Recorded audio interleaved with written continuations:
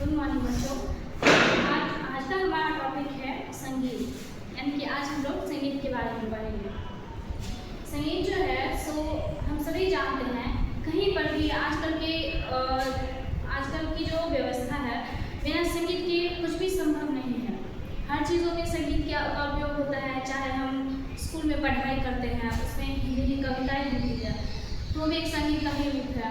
हम लोग कहीं मंदिर में जाते हैं या शादी होती है, उसमें भी संगीत का ही उपयोग होता है। बिना मतलब संगीत के तो कुछ है ही नहीं।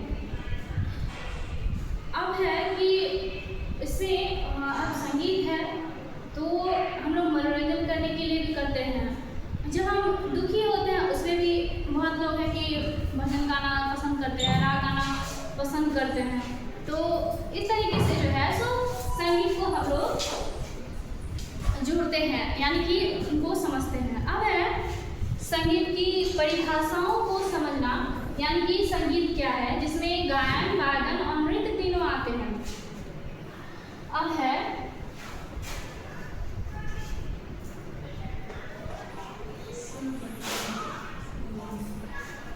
अब है संगीत की परिभाषाओं को कैसे जाने।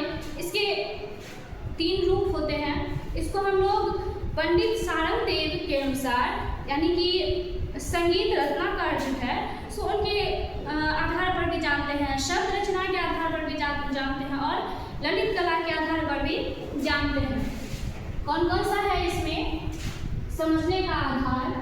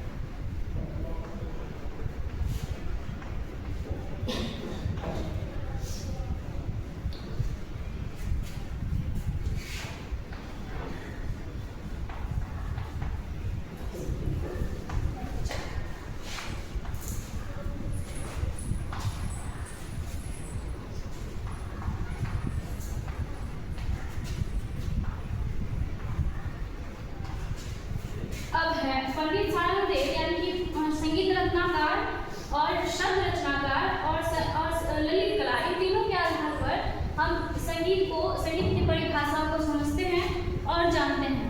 और संगीत का हम लोग जो जैसे वर्णन करते हैं तो उसमें संगीत का परिभाषा किस तरीके से लिखेंगे?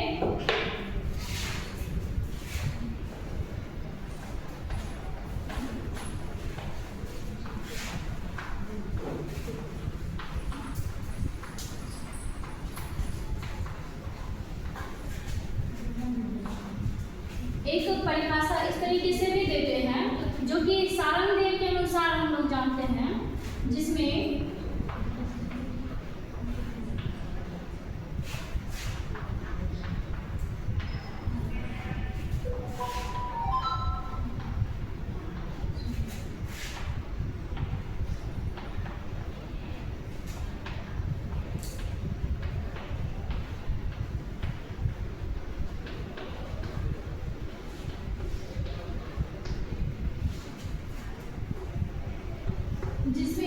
गायन, वादन और नृत्य तीनों सम्मिलित हो उसको संगीत कहते हैं।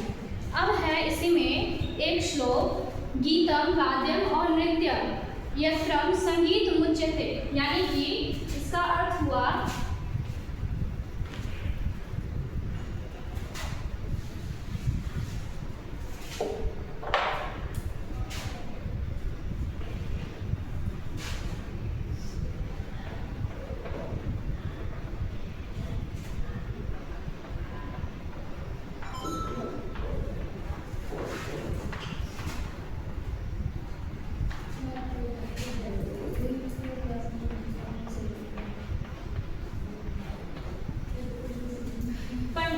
सारंगदेव के अनुसार इनकी परिभाषा जो दी गई है वो है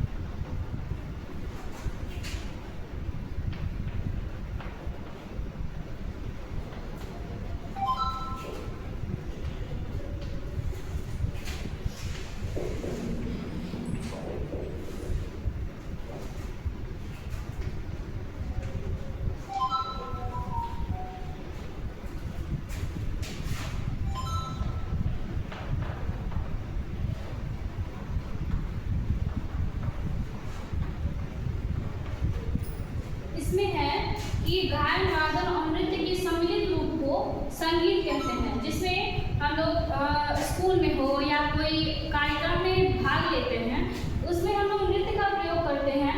वादन जिसके बिना जो है सो हम लोग गा तो सकते हैं, लेकिन बिना वादन के संगीत अधूरी है। और नृत्य है कि जो गायन और वादन दोनों से ही चलता हो, उसको नृत्य बोलते हैं। इन तीनों के सम्मिलित रूप को हम लोग संगीत कहते हैं। अब है शब्द रचना।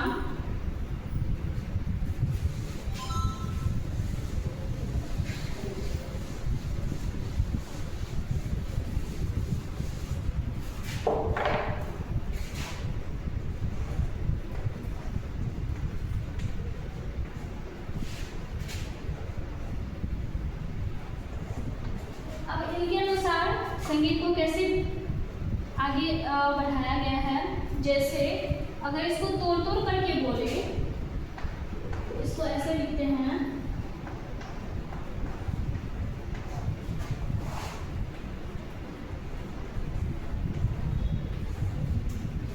अब सम का अर्थ होता है, अब सम का अर्थ होता है सहित, और गीत का मतलब हुआ गान। इस तरीके से हम लोग लिखते हैं। अब है ललित कला।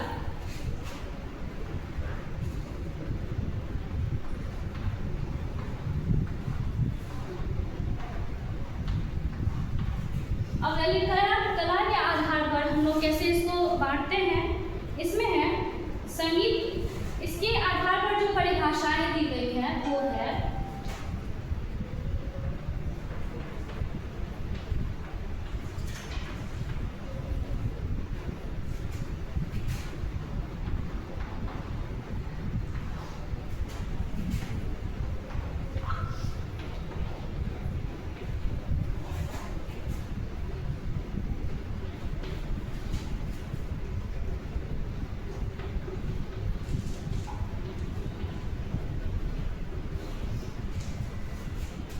संगीत वह ललित कला है जिसमें